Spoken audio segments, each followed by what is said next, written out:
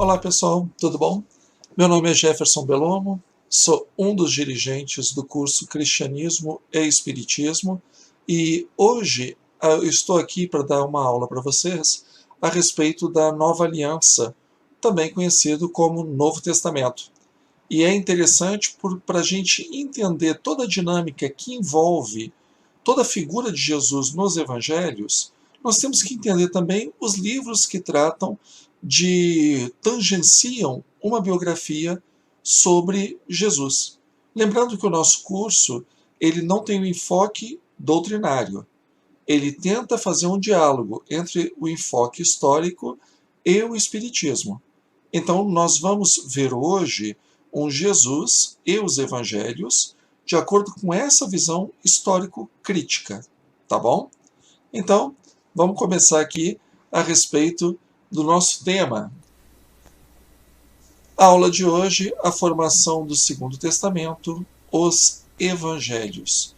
E é importante a gente entender que nós vamos falar aqui, Novo Testamento não é só Evangelho. Novo Testamento envolve outras literaturas, mas aqui nós só vamos tratar, na aula de hoje, sobre os Evangelhos. No momento próprio, nós vamos abordar o Atos dos Apóstolos, quando a gente falar do cristianismo nascente.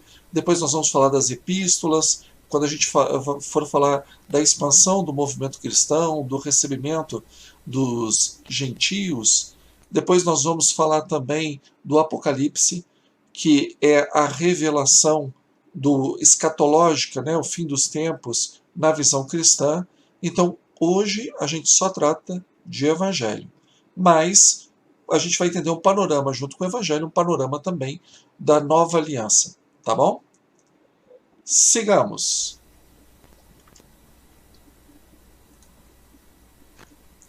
Objetivo da aula: conhecer as origens e o processo da formação do Novo Testamento e as influências recebidas na sua confecção da teologia judaica cristã.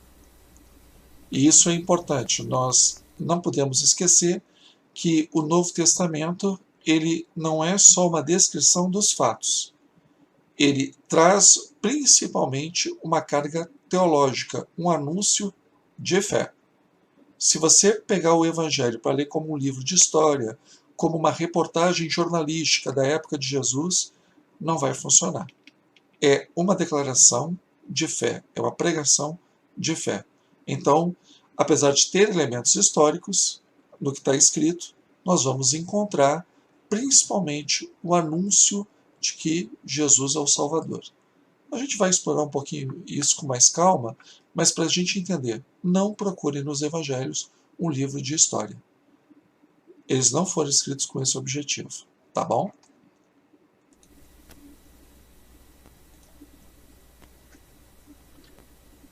Alguns conceitos iniciais. Evangelho, a palavra grega evangelion, significa boa notícia ou boas novas. A palavra evangelho aparece mais de 70 vezes no Novo Testamento. Aí nós vamos para os termos testamento / aliança. Em grego, diatek apresenta dois sentidos. 1. Testamento, em que alguém designa seus herdeiros. 2. Aliança, que define os termos de um contrato, a que se obrigam as partes que se aliam. E por último, cânon. A palavra cânon significa regra e designa o exemplar perfeito e completo das Escrituras. O cânon do Novo Testamento é constituído de 27 livros. E aí vamos para alguns exemplos de aliança. Nós temos uma aliança de Yahvé, o Deus dos Hebreus, com Noé.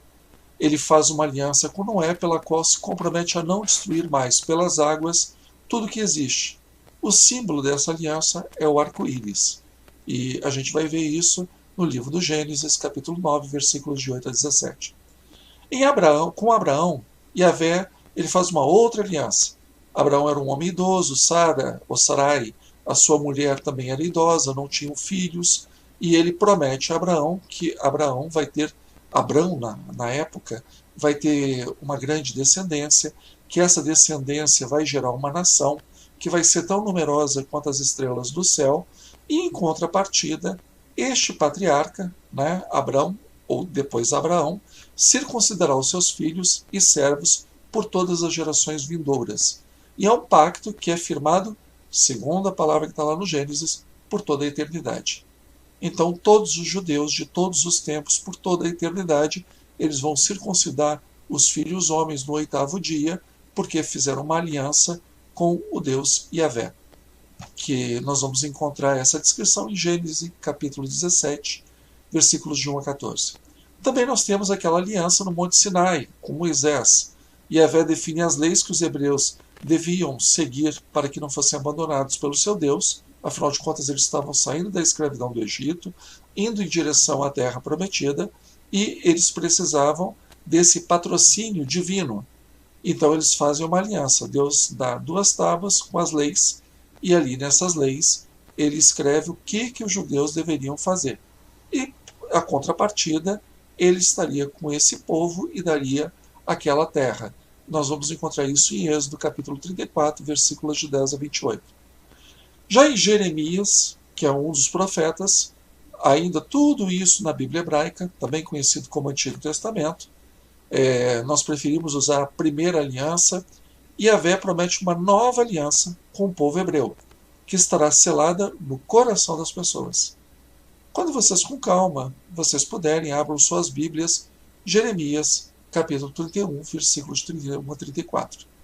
Então, aí a aliança, ninguém vai precisar lembrar ninguém a palavra de Deus, porque a palavra de Deus vai estar inscrita no coração das pessoas. E vejam, aí nós temos, quando existe a pregação cristã, uma nova aliança, exatamente calcada naquilo que nós encontramos em Jeremias, que acabamos de falar. Nova aliança. Com efeito, eu mesmo recebi do Senhor, isso é Paulo falando, o que vos transmiti. Na noite em que foi entregue, o Senhor Jesus tomou o pão e, depois de dar graças, partiu e disse: Isto é o meu corpo, que é para vós. Fazei isto em memória de mim. Do mesmo modo, após a ceia, também tomou o cálice, dizendo: Este é o cálice da nova aliança, em meu sangue. Todas as vezes que beberdes, fazei-o em memória de mim. Todas as vezes, pois, que comeis desse pão e bebeis desse cálice, anunciais a morte do Senhor, até que ele venha.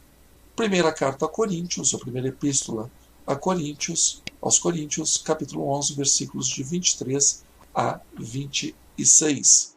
Então, o que nós estamos vendo aí? Existe uma série de alianças no Antigo Testamento. As 2 principais são com Abraão, que é a aliança de Deus com o povo hebreu, e essa aliança ela é marcada na carne, com a circuncisão dos machos, dos meninos, e depois nós temos uma outra aliança, que é a aliança da Torá, é o seguimento da lei, as tábuas da lei. E nós encontramos essa aliança, que ela é firmada com Moisés, representando todo o povo hebreu, de quem ele era o líder, e nós vamos encontrar essa aliança no Êxodo. No cristianismo, se incorpora a ideia prevista, imaginada em Jeremias, que haveria uma nova aliança, e essa nova aliança não haveria um distrato, não haveria uma ruptura, não haveria uma infidelidade. A palavra que o Novo Testamento utiliza é muito curiosa, é um adultério. Ó raça adúltera, porque não respeitava o pacto, não respeitava o contrato, não respeitava o matrimônio entre Yahvé e o povo hebreu. Então, vai ter uma nova aliança. Essa aliança ela é firmada, que é dada por Jesus, na última ceia. E Paulo, ele replica essa informação que ele recebeu. Lembre-se que nós estamos falando da primeira geração de cristãos. E algo que pode gerar uma certa surpresa para as pessoas é que os evangelhos não são os primeiros livros cristãos. As epístolas antecedem os evangelhos, segundo uma série de critérios de estudo literário desses livros. A gente vai abordar alguns detalhes aqui, mas é importante entender que as epístolas são anteriores aos evangelhos. O que Paulo está falando aqui, quando ele diz que eu mesmo recebi do Senhor o que vos transmiti, ele está dizendo de uma tradição oral. uma tradição que ele recebeu e ele passa para as pessoas. O anúncio que ele diz é que, olha, tem uma nova aliança. E agora vamos tentar entender, num quadro comparativo, como isso se dá no judaísmo e como isso é revisto, é revisitado, né, relido, uma releitura no cristianismo. Moisés, quando ele terminou de falar com Moisés no Sinai, no Monte Sinai, entregou-lhe as 2 tábuas do testemunho, tábuas de pedra escritas pelo dedo de Deus. Êxodo capítulo 31, versículo 18. Isso na antiga aliança com Moisés. Depois nós temos Paulo. Evidentemente, sois uma carta de Cristo entregue ao nosso ministério, escrito não com tinta, mas com o Espírito de Deus vivo, não em tábuas de pedra, mas em tábuas de carne, nos corações. Segunda Epístola a Coríntios, capítulo 3, versículo 3. Antes que eu chegasse à fé, nós éramos guardados sob a tutela da lei, para a fé que haveria de se revelar. Assim, a lei, e aí entenda, a tradução lei é a Torá judaica, são os 5 primeiros livros da Bíblia. Assim, a lei se tornou nosso pedagogo até Cristo, para que fôssemos justificados pela fé. Chegada, porém, à fé, não estamos mais sob o pedagogo. Gálatas, capítulo 3, versículos de 23 a 25. E por último, a Epístola aos Hebreus, que já é um escrito bem mais tardio. Assim sendo, ao falar da nova aliança, tornou velha a primeira. Ora, o que se torna antigo e envelhece está prestes a desaparecer. Hebreus capítulo 8, versículo 13. Então, Moisés recebe de Yahvé, de Deus, as leis escritas em tábuas. Paulo, quando vai falar dessa nova aliança que é feita com Cristo, na representação da última ceia, onde nós temos o pão e o vinho, o corpo e o sangue, ele já diz que o seguinte: peraí, Moisés escreveu a aliança dele nas tábuas. Aí na 2 Coríntios ele fala assim: não, mas vocês, cristãos que aceitaram Jesus, essa aliança já não é feita mais com tinta ou em pedra, nas tábuas da lei. Ela é feita na carne, nos vossos corações. E em Gálatas, ele compara a figura de um escravo que pegava a criança do seu senhor e levava para as escolas. Era a figura do pedagogo. É o escravo que só tinha por objetivo levar a criança até o mestre. Então, aí, na reinterpretação feita por Paulo, a lei, a Torá, é o pedagogo. A Torá serviu até a chegada de Jesus.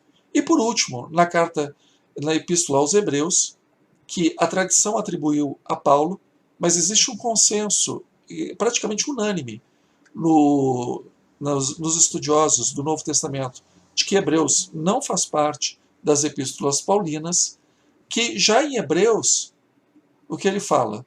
Olha, a nova aliança, a nova lei, revoga a anterior.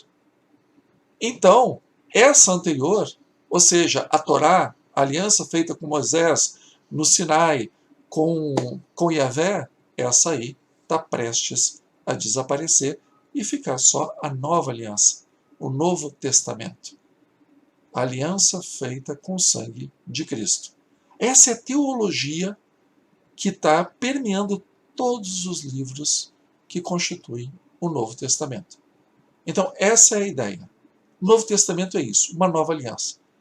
Tudo que ficou para trás perdeu a razão de ser, foi derrogado ou abrogado pela nova lei, e essa nova lei é a aliança feita, de acordo com as promessas de Jeremias, feita por Jesus na última ceia, onde agora Jesus é o mediador entre os homens e Deus. E é no coração dos homens que está escrita essa nova aliança. Espero que seja tudo bem até aqui. Vamos seguir um pouquinho adiante? Vamos lá, vamos falar dos livros do Novo Testamento, ou, se preferirem, da Segunda Aliança. Nós temos aí praticamente 4 gêneros literários. Nós temos os evangelhos, as atividades apostólicas, as epístolas e um escrito escatológico. De evangelhos, nós temos 4 livros: Mateus, Marcos, Lucas e João. Cada evangelho recebe o nome dado pela tradição à sua autoria. Depois, nós temos um livro que fala das atividades apostólicas, se concentrando principalmente em 2 figuras, Pedro e Paulo. A primeira parte do Ato dos Apóstolos, ele vai tratar de Pedro, da atividade missionária de Pedro e João, e na segunda parte vai falar da atividade missionária de Barnabé, que depois sai de cena, e Paulo. Aí, depois nós vamos ter as epístolas. Das epístolas, a maior parte são escritos paulinos ou escritos chamados deuteropaulinos, grupos que assinaram em nome de Paulo. Paulo já tinha morrido, mas são escolas que seguem a tradição paulina. Então, nessas epístolas, nós temos o Romano, a primeira e a segunda epístola a Coríntios, a epístola aos Gálatas, aos Efésios, aos Filipenses, aos Colossenses, primeira e segunda aos Tessalonicenses, primeira e segunda a Timóteo, epístola a Tito, Filemão e Hebreus. Aí, católicas. Católicas não significa católica apostólica romana, mas significam epístolas universais, ou seja, destinadas a todas as igrejas. Nós temos a epístola de Tiago, a primeira e segunda de Pedro, as 3 epístolas de João e a epístola de Judas, que não é o Judas Iscariote. Depois a gente vai falar melhor disso aí.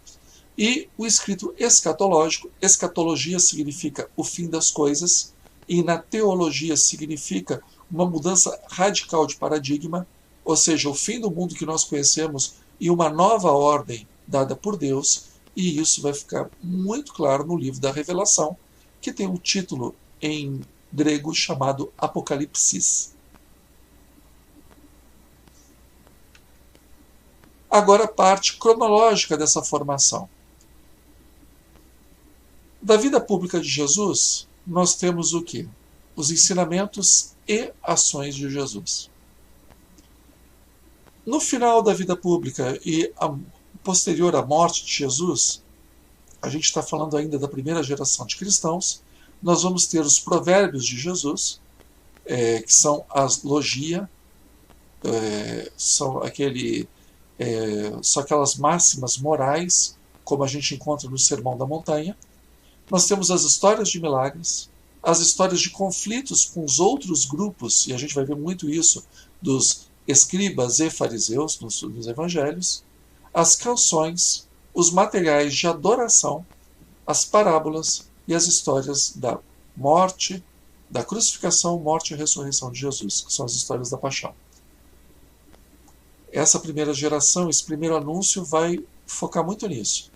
Posteriormente, aí de 50 a 70, pegando o final da primeira geração e o começo da segunda geração, nós teremos a primeira epístola, e aí o primeiro texto cristão escrito, com introdução, desenvolvimento e conclusão, que é a primeira epístola aos Tessalonicenses.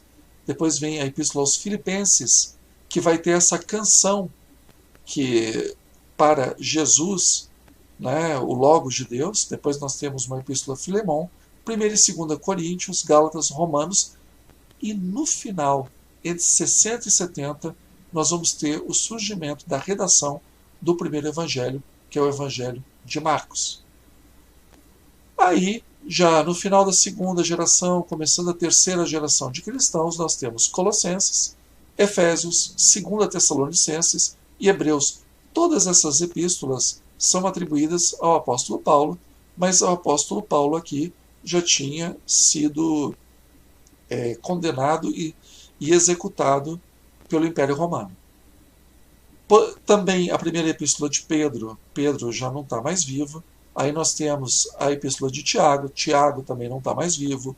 Judas, que era irmão de Tiago, não está mais vivo. O livro das Revelações, o livro do Apocalipse, as 3 epístolas de João, e entendam, vejam que a epístola de João vem antes do Evangelho de João para boa parte dos pesquisadores. E depois o livro de Mateus. Então Mateus já faz parte da 2ª/3ª geração de cristãos. Aí depois nós temos, no final da 3ª e começo da 4ª geração, a primeira e a segunda epístola a Timóteo e a epístola a Tito, que são chamadas as epístolas pastorais, o Evangelho de Lucas, Atos, que é uma sequência do Evangelho de Lucas, o Evangelho de João, a segunda epístola de Pedro, e aí nós temos os escritos patrísticos e uma série de escritos apócrifos atribuídos a grandes personalidades cristãs.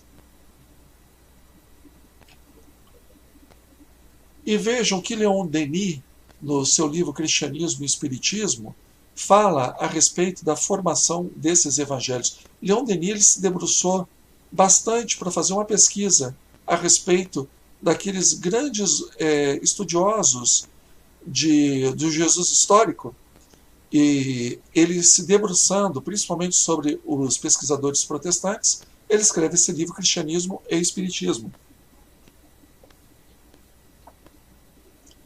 E ele nos diz o seguinte: durante perto de meio século, depois da morte de Jesus, a tradição cristã, oral e viva, é qual água corrente em que qualquer um pode se saciar. Sua propaganda se fez por meio da prédica, pelo ensino dos apóstolos, homens simples e letrados, mas iluminados pelo pensamento do Mestre. Não é senão do ano 60 ao 80 que aparecem as primeiras narrações escritas, a de Marcos a princípio, que é a mais antiga, depois as primeiras narrativas atribuídas a Mateus e Lucas, todos escritos fragmentários e que se vão acrescentar de sucessivas adições, como todas as obras populares. Foi somente no fim do século I, de 80 a 98, que surgiu o Evangelho de Lucas, assim como o de Mateus, o primitivo atualmente perdido. Finalmente, de 98 a 110, apareceu em Éfeso o Evangelho de João. Aqui, o que Leon Denis nos fala é exatamente a pesquisa do Jesus histórico. Então, nós temos primeiro uma tradição oral, depois essa tradição começa a ser escrita, depois ela é editada, é revista, são adicionadas histórias e, posteriormente, esses livros vão ter o formato que nós conhecemos. Talvez isso seja novidade. Muitos de vocês vão pensar, puxa, mas Mateus aparece antes de Marcos na tradição bíblica. Então, Mateus não é mais antigo? Isso nós vamos encontrar na obra do Emmanuel, isso nós vamos encontrar, por exemplo, nos sermões de Santo Agostinho. Mas fazendo, como eu disse para vocês, aqui não é estudo doutrinário. Aqui o nosso foco é um estudo histórico-crítico. Nesse estudo histórico-crítico, existem elementos muito palpáveis para se afirmar, como Leon Denis o faz, que o Evangelho de Marcos é o primeiro, e ele é decorrente de uma tradição oral, e essas tradições se misturam e são editadas até formarem os livros que nós conhecemos. E vamos ver, por exemplo, o que o Hermínio Miranda fala a respeito também dessa visão dos evangelhos. Aliás, desculpa, daqui a pouco a gente vai para o Hermínio Miranda. Significado de evangelho. Evangelius, mensageiro, é aquele que traz uma mensagem de vitória ou quaisquer outras notícias políticas ou pessoais que causam alegria. O mensageiro era recompensado por trazer boas notícias. De modo semelhante, o verbo euangelizomai pode querer dizer falar como mensageiro da alegria, proclamar boas novas e, onde se emprega no sentido religioso de prometer. No culto do imperador, que euangelium adquire um significado religioso, como as notícias do nascimento do soberano divino, da sua maioridade ou da sua entronização, bem como dos seus discursos, decretos e atos, que são boas novas que trazem o cumprimento de tanto tempo almejado aos anseios do mundo pela felicidade e paz. Também existe um significado desse anúncio no Antigo Testamento, no Deutero-Isaías, ou seja, no Isaías posterior. Mas, como os evangelhos são escritos em grego, eles fazem uma associação do anúncio de Jesus como Salvador, né? E a gente vai ver que Jesus anuncia o reino de Deus. No cristianismo se anuncia Jesus como esse mediador entre Deus e os homens, da mesma forma que os gentios, né, que nós conhecemos como pagãos, eles anunciavam a boa nova do nascimento de um imperador, a boa nova de um decreto, da vitória de uma guerra, que o nome também é do Evangelho. Então eles usam em grego a mesma palavra do anúncio da vitória de César para falar da nova aliança, da vitória de Cristo.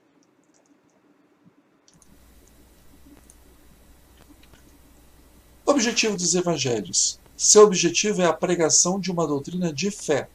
Jesus é o Messias esperado, que ressuscitou dos mortos, e aqueles que crerem nele encontrarão a salvação. No Novo Testamento, nunca se emprega no sentido de livro, e sim designando a mensagem de Cristo, confiada a seus apóstolos.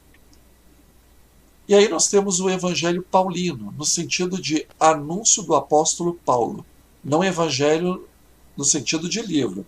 Vamos lembrar o que está aqui. No Novo Testamento nunca se emprega a palavra Evangelho no sentido de livro, e sim designando a mensagem de Cristo, confiada aos seus apóstolos. Aí o que nos diz Paulo? Eu vos lembro, irmãos, o Evangelho que eu vos preguei, e que tendes acolhido, no qual estáis firmes. Por eles sereis salvos, se o conservardes como vô-lo preguei. De outra forma, em vão tereis abraçado a fé. Eu vos transmiti primeiramente o que eu mesmo havia recebido, que Cristo morreu pelos nossos pecados, segundo as Escrituras. Foi sepultado e ressurgiu ao terceiro dia, segundo as Escrituras. Apareceu a Cefas, Pedro, e em seguida aos 12. Depois apareceu a mais de 500 irmãos de uma vez, dos quais a maior parte ainda vive. Aí vem uma adição ao texto que não faz parte do original, e alguns já são mortos. Depois apareceu a Tiago, em seguida a todos os apóstolos, e por último de todos, apareceu também a mim, como um abortivo. Primeira Epístola a Coríntios, capítulo 15, versículos de 1 a 8. Então, vamos ver. Paulo, ele fala qual o evangelho que ele recebeu e qual o evangelho que ele anuncia. Ele diz que o que ele anuncia é aquilo que ele também aprendeu. Cristo morreu pelos nossos pecados segundo as Escrituras, que ele ressuscitou ao terceiro dia e que ele depois, ressurrecto, apareceu a diversas pessoas. Então, esse é o anúncio, é a boa nova primitiva.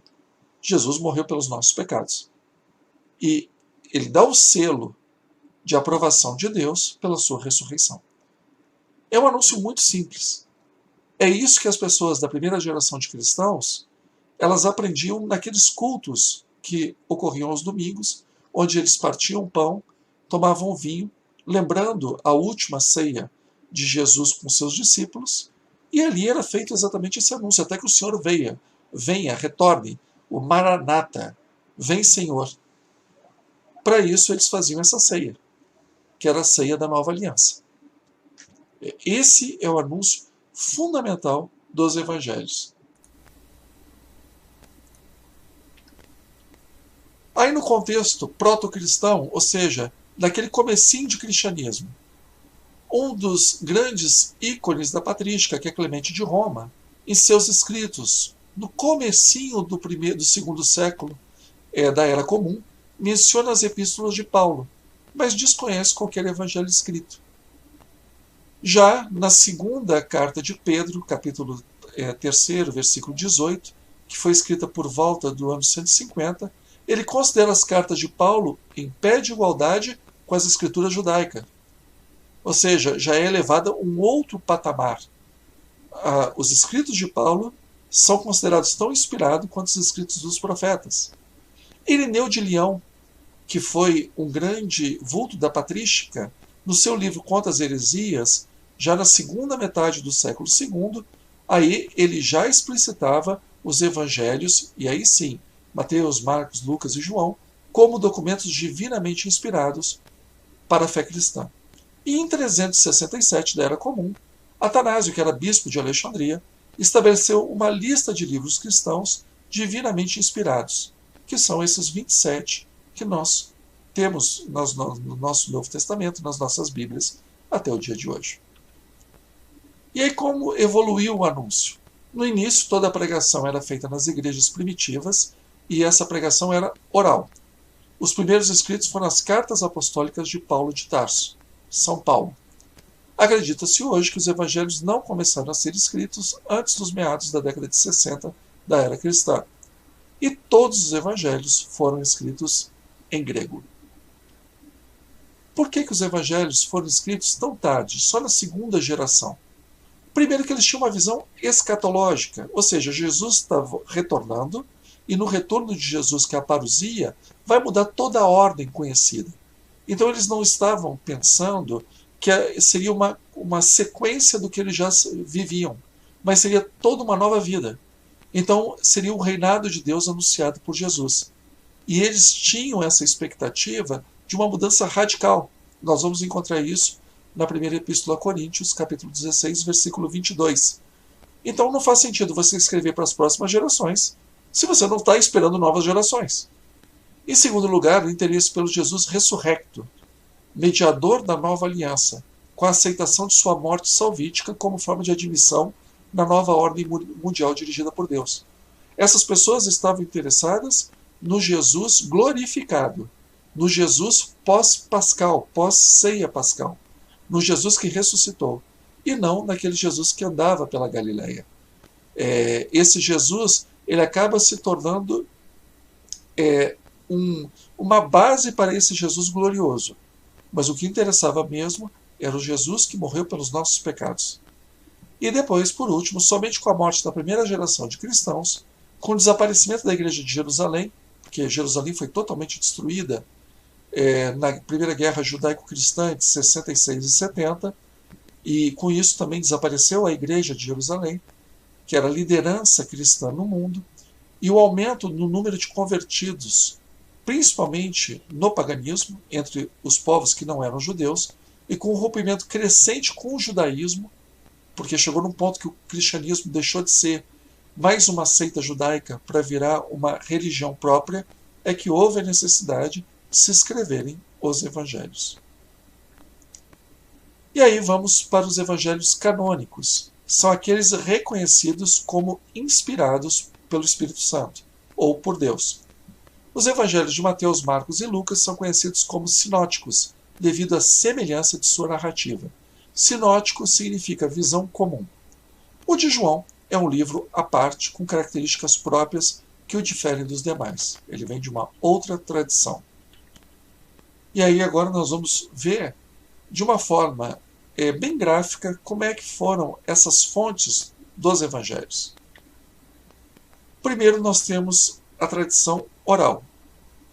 Essa tradição oral, ela é colocada pelos apóstolos, ela é colocada pelos seguidores de Jesus, por pregadores itinerantes. A essa tradição oral se juntam escritos esparsos. Alguém escreve uma história aqui, outra ali, mas lembrando que o foco do anúncio era principalmente o discurso, porque 98% da população daquela época era analfabeta. Então você prioriza um meio de comunicação que chega às massas. E o meio de comunicação, para aquela época, ainda era o discurso. Não era o sermão, não era um texto escrito. Dessas tradições orais e desses escritos esparsos, vão surgir o Evangelho de Marcos e o Evangelho de João. São duas tradições que elas se tangenciam, mas são tradições diferentes, e que vão surgir dessa origem, tradição oral e escrito esparso. Eles vão incorporar a chamada fonte dos sinais, que são o que os historiadores dizem que são os relatos dos milagres. Porque como o Evangelho de João e o Evangelho de Marcos são duas fontes diferentes, mas como eles citam vários milagres em comum, então os historiadores acreditam que existia uma fonte dos sinais, ou seja, uma fonte dos milagres, que serviu de base para os milagres descritos no Evangelho de Marcos e para os milagres descritos no Evangelho de João. Junto com os evangelhos, vai ter uma outra fonte chamada material quel, que é a fonte de ditos de Jesus. São as máximas morais de Jesus. Todas as frases que Jesus diz como máximas morais você não encontra a narrativa que você vê dessas frases, que são muitas, nem no Evangelho de Marcos, nem no Evangelho de João.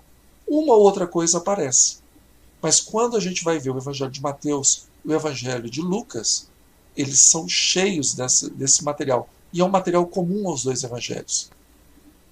Mateus e Lucas, eles descrevem os mesmos fatos do Evangelho de Marcos e eles somam ao material de Marcos os ditos de Jesus, que nós vamos encontrar naquele Sermão do Monte, Sermão da Planície, e em outros momentos, que aí eles vão formar Evangelho de Marcos, que já incorporou a fonte dos milagres, junto com o material que são essas elogia, né, são essas frases de efeito, eles vão formar o Evangelho de Mateus e Lucas.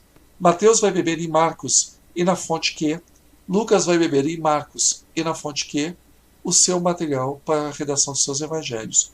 Mas, tanto Mateus vai ter um material que é muito próprio dele, que só vai ter no evangelho dele, que é o material M, e Lucas, a mesma coisa.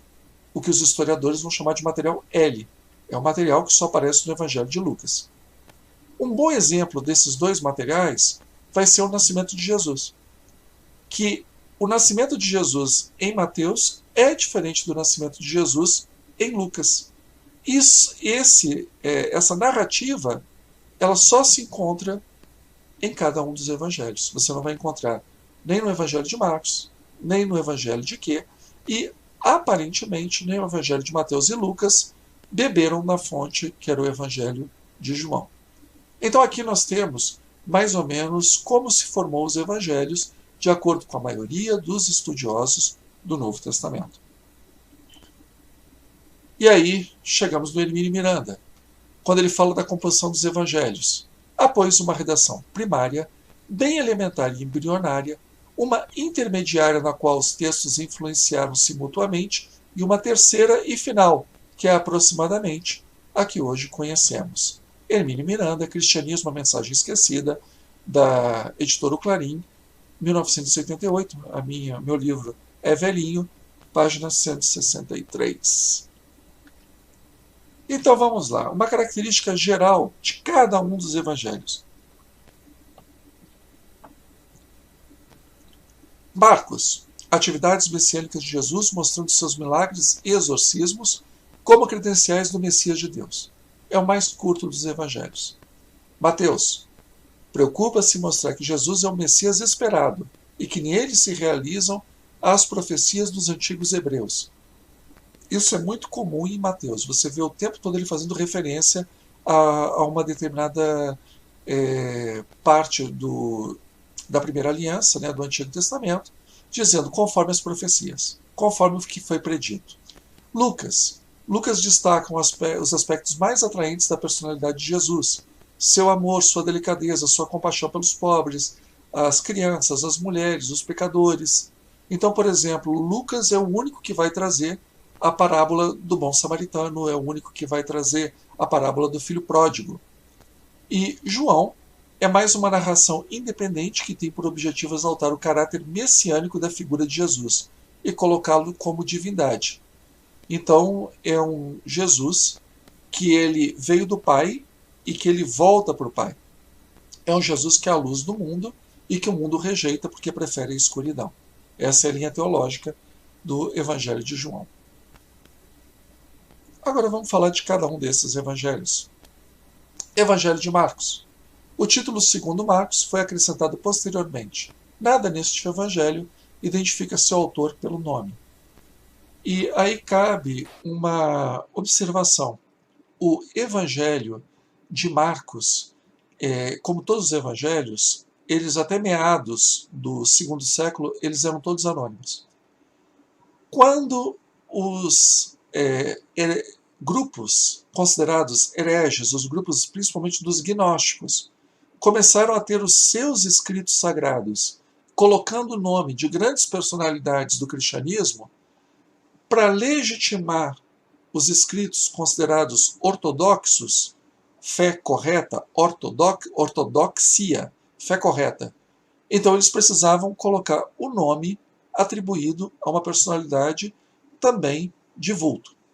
Então o Evangelho de Marcos, ele é acrescentado, o nome Marcos vem dessa tradição.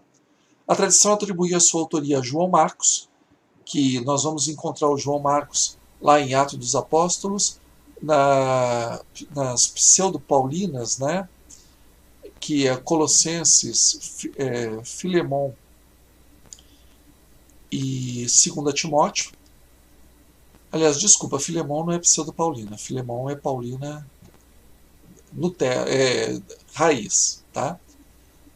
E aí, o que Eusébio de Cesareia, que foi considerado o primeiro historiador cristão, nos diz? Havendo Marcos se tornado intérprete de Pedro, registrou por escrito cuidadosamente tudo quanto se lembrou daquilo que foi dito e feito pelo Senhor, ainda que não em sequência. Eusébio de Cesareia, e ele cita, isso é uma citação de um outro luminar do movimento da patrística, que era o Pápias. Pápias é que fala dessa tradição e Eusébio de Cesareia repete essa tradição. E provavelmente foi escrito durante ou após a Primeira Guerra Judaico-Romana, e a gente vê muito bem isso. Aqui está Marcos 3:1, mas é na verdade 13:1 e seguintes, e o local mais provável da redação é Roma. Marcos insiste muito no segredo messiânico. Por diversas vezes, Jesus ordena às pessoas que guardem silêncio sobre a sua ação ou identidade. Toda vez que ele cura alguém, toda vez que alguém que diz que ele é o Messias, ele pede segredo. E Marcos escreve para gentios convertidos. Ele traduziu, por exemplo, várias expressões em aramaico. Quando ele cura a filha do chefe da sinagoga, ele fala Talita cumi, e aí ele traduz, que quer dizer menina levanta. Né? Quando Jesus está na cruz, Eli, Eli, lama sabachthani, né? E aí ele traduz, que quer dizer Deus, Deus, por que me abandonaste?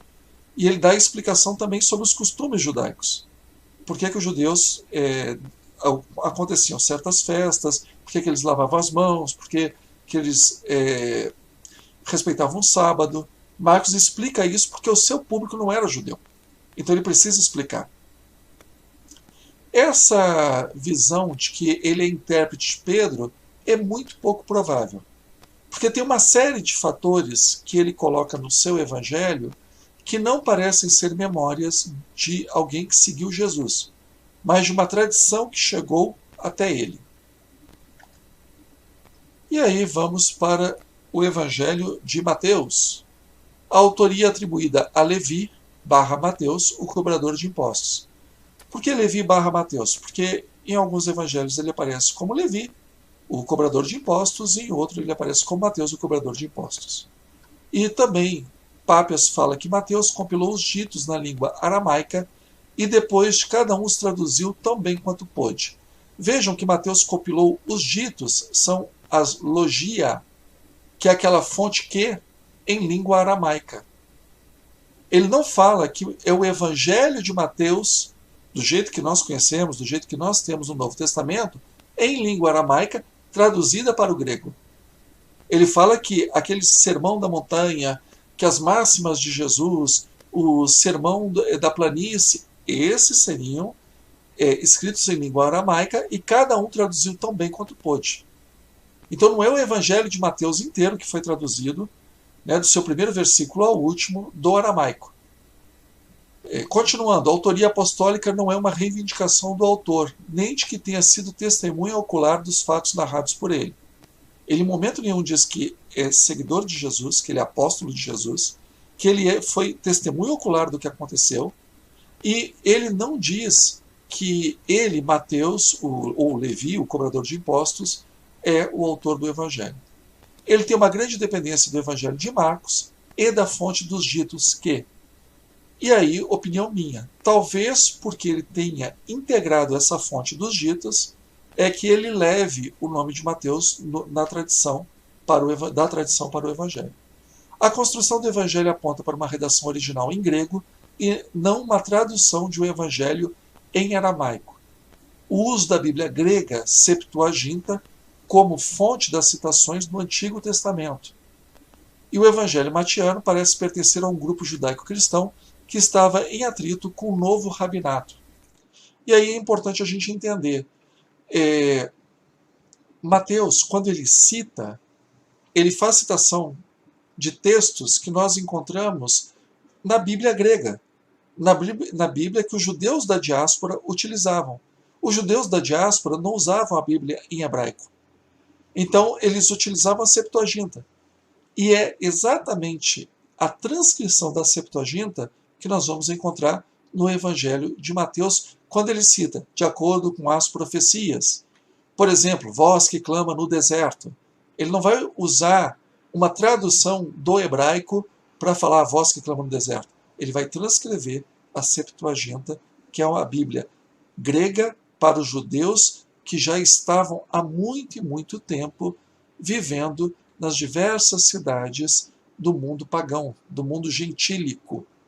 Já não sabiam mais nem falar aramaico, hebraico, como se fosse assim, vamos imaginar que é como se fosse uma quarta, quinta geração de árabes que vivem no Brasil e que perderam completamente o contato com a língua materna. Então falariam português e teriam o Alcorão em português e saberiam ler o Alcorão em português. E a maioria saberia o idioma aqui do Brasil e alguns poucos dominariam e conheceriam o idioma da tradição de seus pais, principalmente aqueles que seriam líderes religiosos. E mesmo certos jogos de palavras, eles só fazem sentido em grego, não fazem sentido em aramaico. Por isso que diz que o Evangelho de Mateus ele é escrito em grego. E também uma particularidade. Em Mateus nós vemos um acirramento muito forte entre Jesus e os escribas e fariseus. Boa parte dos historiadores entendem que esse acirramento, na verdade, não aconteceu com Jesus, mas que é um acirramento que ocorre entre as duas tradições sobreviventes do judaísmo na Palestina após a Primeira Guerra Judaico-Romana, que é a tradição dos fariseus, que são os rabinos, que se reuniram numa cidadezinha chamada Jamnia ou Yavne, e lá eles definiram os rumos da religião judaica, e esse judaísmo briga com o cristianismo, que também se afirma como a sequência natural da tradição judaica. Porque a liderança judaica ela desaparece com o templo de Salomão. Quando é destruída Jerusalém, é destruído o templo de Salomão, os chefes judaicos, que eram os saduceus, eles viviam para o templo e eles viviam em Jerusalém. Não tem templo, não tem Jerusalém, eles não têm mais liderança nenhuma. E aí, quem é que vai disputar a cadeira do poder? Aí nós vamos ter os fariseus, que aí já começam a serem conhecidos como rabinos, e os cristãos, que era um movimento nascente dentro do judaísmo. Gente, os primeiros cristãos lá da Palestina, eles não se consideravam cristãos. Eles se consideravam judeus que tinham a consciência de que o Messias prometido tinha vindo ao mundo. Só que tinha sido reinterpretado porque morreu pelos nossos pecados. Então eram judeus cristãos, não eram cristãos judeus.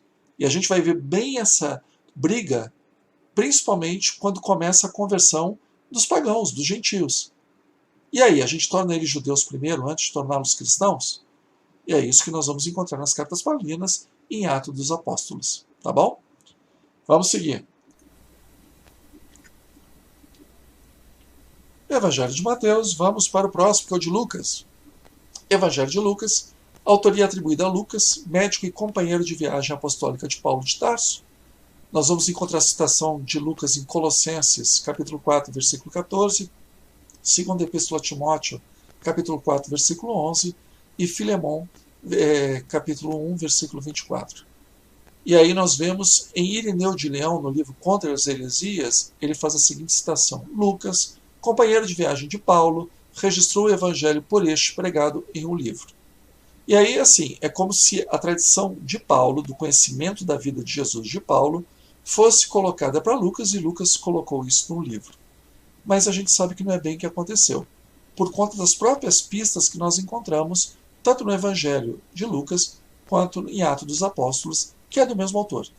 O autor não era testemunha ocular dos fatos narrados, mas se apresenta como um compilador de outros textos e narrativas orais sobre Jesus.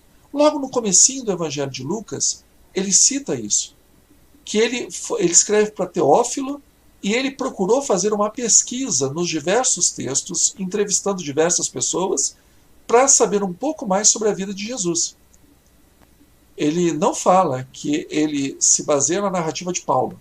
Ele diz que se baseia em outros textos, outros que antes dele escreveram sobre Jesus. O Evangelho lucano e o livro Atos dos Apóstolos são atribuídos ao mesmo autor e foram concebidos como uma peça única. Então é como se fosse uma peça de teatro, onde tem dois atos. O primeiro ato é o Evangelho, o segundo ato é o Ato dos Apóstolos. Lucas se baseou em Marcos, escrito pouco antes da Guerra Judaica de 66 e 70, e depois, quando a gente vai no capítulo 21 de Lucas, a gente percebe que na época que Lucas escreve, Jerusalém já tinha sido destruída. Porque ele segue a narrativa de Marcos da profecia ex evento. Ou seja, você faz uma profecia de um evento que já ocorreu. Jerusalém já havia sido destruída e Jesus é colocado na boca de Jesus que Jesus já sabia dessa destruição quando ele estava vivo. Então, por isso que se sabe que o evangelista, sim, sabia da destruição de Jerusalém. Por isso que ele é escrito depois de 70. E ele é dirigido aos cristãos egressos do paganismo. E por último, nós temos o Evangelho de João, que é a autoria atribuída a João, filho de Zebedeu e irmão de Tiago, apóstolos próximos a Jesus. O Evangelho joanino difere dos sinóticos no estilo e no conteúdo das palavras de Jesus, que não tem o reinado de Deus como principal anúncio. Jesus, no Evangelho de João, é o verbo divino atuante na criação e reflete a descrição da tradição a respeito da sabedoria de Deus como agente da criação. Essa é uma tradição que é muito forte no judaísmo, e nós encontramos em Provérbios, capítulo 8, versículos de 22 a 30, e no livro de Sabedoria, capítulo 9, versículos de 1 a 9. Jesus tem uma vida prolongada nesse evangelho, são 3 anos, enquanto que nos outros é 1 ano, só 1 ano e meio no máximo, e boa parte da ação se dá na Judéia, estando em constante confronto com os judeus. Então o autor do Evangelho de João, ele já separa muito bem cristão para um lado e judeu para o outro. Sua tradição é proveniente do discípulo amado, figura anônima e de grande importância para a comunidade joanina, sendo a escrita do Evangelho o resultado de vários estágios de editoração ou redação. Pelo menos a gente consegue identificar no Evangelho de João 3 estágios de escrita. E relata que os judeus tomaram medidas para expulsar das sinagogas as pessoas que acreditavam em Jesus. Por isso que fica claro no Evangelho de João, que já é um evangelho tardio, que exatamente quem aceitasse Jesus como Messias, esses judeus estavam sendo expulsos da sinagoga. Por conta dessas pequenas pistas que nós encontramos no Evangelho, nós sabemos que isso é bem tardio. O apóstolo João, filho de Zebedeu, irmão de Tiago, também conhecido como João Boanerges, esse apóstolo já estava há muito tempo morto quando esse evangelho foi escrito. E aí alguns problemas sobre essa literalidade dos evangelhos. Os evangelhos são uma narrativa que tudo é igualzinho ao que aconteceu. Bom, a gente pode identificar que ocorreram alguns problemas nessa transcrição. Primeiro que os primeiros copistas cristãos, eles não eram copistas profissionais, eles eram amadores. É que nem muita gente de boa vontade traduz as obras do Kardec do francês para o português sem serem tradutores com curso de tradução. Não são pessoas formadas no idioma, são pessoas que conhecem o idioma, mas não são tradutores oficiais. Com isso, a tradução vai sair com problemas. Então, os primeiros copistas eram amadores. Lembrando, como eu disse, 98% da população naquela época era analfabeta. E saber escrever e saber ler não eram duas coisas que as pessoas aprendiam juntas, tá? A pessoa podia aprender a ler e depois aprender a escrever. Nem sempre também a pessoa que escrevia, melhor dizendo, ela copiava, ela sabia exatamente o que ela estava copiando. Aí vem uma parte terrível. Os originais em grego eram em letras maiúsculas, não tinham separação de palavras e também não tinham pontuação ou acentuação. Os textos eram desse jeito, o que dificultava muito na hora de fazer a cópia. Então a perda de acuidade visual, a auditiva, porque tinha muita coisa que era narrada, que a pessoa transcrevia, ou uma distração, a idade, o cansaço podia comprometer o trabalho do copista. Muitas palavras ou notas explicativas que são encontradas nas margens dos textos, muitas vezes elas eram incorporadas como se fossem do Novo Testamento. E aí é por isso que muitas vezes na Bíblia vocês vão perceber que aparecem entre parênteses essas incorporações. E fora isso, uma introdução proposital de mudanças naquilo que eles estavam copiando, porque eles achavam que o que estavam copiando merecia um reparo. Tanto que isso é verdade, que aí nós temos um dos maiores padres da igreja, que é Orígenes de Alexandria, e olha que ele escreve no século IV. As diferenças entre os manuscritos se tornaram gritantes, ou pela negligência de algum copista, ou pela audácia perversa de outros, ou eles descuidam de verificar o que transcreveram, ou no processo de verificação, acrescentam ou apagam trechos. Orígenes, teólogo do século III. Falei século IV, desculpa, é século III. E aí veja o que Kardec coloca no Evangelho segundo o Espiritismo, naquele capítulo A Moral Estranha. Certas palavras, muito raras, aliás, fazem um contraste tão estranho com a linguagem do Cristo que, instintivamente, repudiamos o seu sentido literal, e a sublimidade da sua doutrina não sofre nenhum dano com isso. Palavras escritas após a sua morte, porquanto nenhum evangelho foi escrito enquanto ele estava vivo, é de se supor que, nesse caso, a essência do pensamento do Cristo não foi bem traduzida, ou que é ainda mais provável, que o sentido primitivo tenha sofrido alguma alteração ao passar de uma língua para outra. Basta que um erro tenha sido cometido uma primeira vez para que fosse repetido por aqueles que reproduziram os evangelhos, como se vê acontecer frequentemente com os fatos históricos. Allan Kardec, Evangelho segundo o Espiritismo, capítulo 23, item 3, e os grifos são nossos. Então veja, o que Kardec está falando é exatamente o que Orígenes falou e exatamente aquilo que nós percebemos, né, aquilo que nós colocamos de um livro chamado O que Jesus Disse, O que Jesus Não Disse, de um autor que é um profundo conhecedor do Novo Testamento, chamado Bart Ehrman. E aí, como nós temos critérios para saber o que é de Jesus e o que não é de Jesus? E basicamente se definiu esses 5 critérios.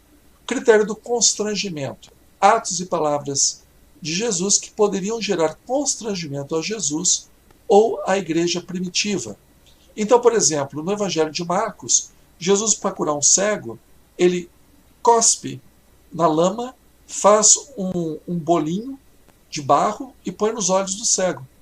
Isso, para um romano, era visto como magia. E os romanos tinham horror à magia. Tanto que em Mateus e Lucas, eles não põem esse detalhe que eles copiam de Marcos. Porque era um constrangimento para a igreja. A própria crucificação de Jesus era um grande constrangimento. Porque quem morria na cruz era pirata, escravo e criminoso contra o Estado. Se Jesus é colocado que ele morre na cruz, que ele fez bolinha de barro e enfiou no olho do cego, então isso causa constrangimento a quem narra essa história. Por isso que provavelmente ela é verdadeira. Porque a tendência natural seria de ocultar e não de falar. Outro critério é o critério da originalidade. São atos e palavras de Jesus que não são do judaísmo do tempo dele, nem do cristianismo primitivo. Então, por exemplo, a questão de Jesus, que quando ele fala a respeito da última ceia, que ele diz assim: esse é meu sangue, comei, esse é meu sangue, bebei, esta é minha carne, comei. Judeu tinha horror a sacrifício humano. Judeu tinha horror a comer qualquer carne que não fosse carne prescrita na Torá, carne kosher, alimentação kosher. É um rompimento tão radical com a tradição judaica e que causaria tanto problema para os cristãos falar isso por sua inventividade, que isso só faz sentido se a gente falar, putz, foi Jesus que disse. Aí nós temos também o critério da múltipla confirmação. Você tem várias fontes literárias que atestam o mesmo fato, principalmente quando são fontes diferentes. Você tem, por exemplo, como João e Marcos, e aí tem uma outra fonte que eu nem citei aqui, que é Tomé, que é de uma outra tradição, uma tradição gnóstica. Quando 3 dessas fontes citam o mesmo fato, ou, por exemplo, você tem em Atos dos Apóstolos, você tem em Marcos, você tem na Fonte dos Milagres, eu tenho uma múltipla confirmação, você percebe que não é um estratagema teológico do evangelista, mas que aquilo provavelmente retorna a Jesus histórico. Nós temos o critério da execução, que são palavras e atos de Jesus que justificam a sua condenação à morte. Então, por exemplo, você pega e tem a purificação do templo. Jesus entra em Jerusalém, naquele domingo de Ramos, e faz aquela quebradeira com cambista no templo de Jerusalém. Aquilo ali foi o motivo da execução dele. Aquilo contribuiu para a execução dele. Os milagres no sábado são também motivo atribuído para que Jesus fosse perseguido. Tudo que contribui para a execução de Jesus, provavelmente é porque remete a Jesus histórico. E nós temos o critério histórico-geográfico, que tudo que se ambienta na Palestina do século I tem grandes chances de ser autêntico. E aí, nós temos a bibliografia básica desta apresentação. Eu vou deixar aí para que vocês possam ver, anotar, mas com calma, né? Porque é um vídeo. Depois printa a tela e pesquisa, que são livros bem interessantes. Não são todos os livros pesquisados, mas são aqueles que vão dar uma ideia assim bem legal daquilo que nós estamos falando. E aí nós esperamos ter contribuído para entender a questão da Segunda Aliança, da formação do Novo Testamento, particularmente da escrita dos Evangelhos. Para o público espírita, eu sei que vai causar muita dúvida, porque nós não temos esse hábito. Para o pessoal que está fazendo o curso do cristianismo e espiritismo, tem um texto de apoio. Procurem se informar e vocês vão ver que a gente não está tirando nada da nossa cabeça. Tudo é muito bem escrito, todo mundo é muito bem documentado, tá bom?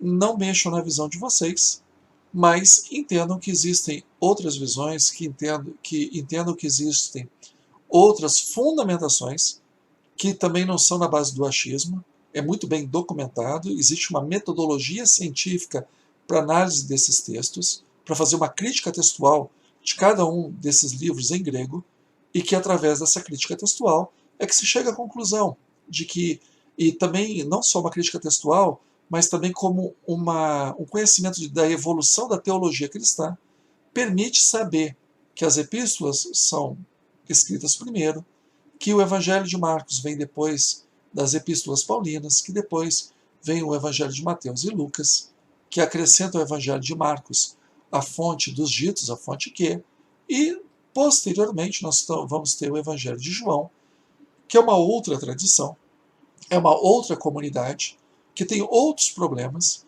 e que o Jesus dele já é um Jesus totalmente descolado da sua encarnação.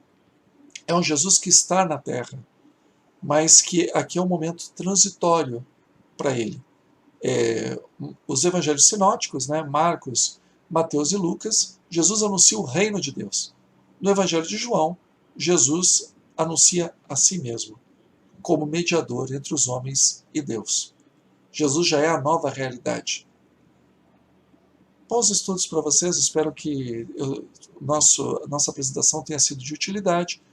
Escrevam as suas dúvidas, as suas discordâncias, os seus comentários, para que a gente possa saber se a gente está indo bem.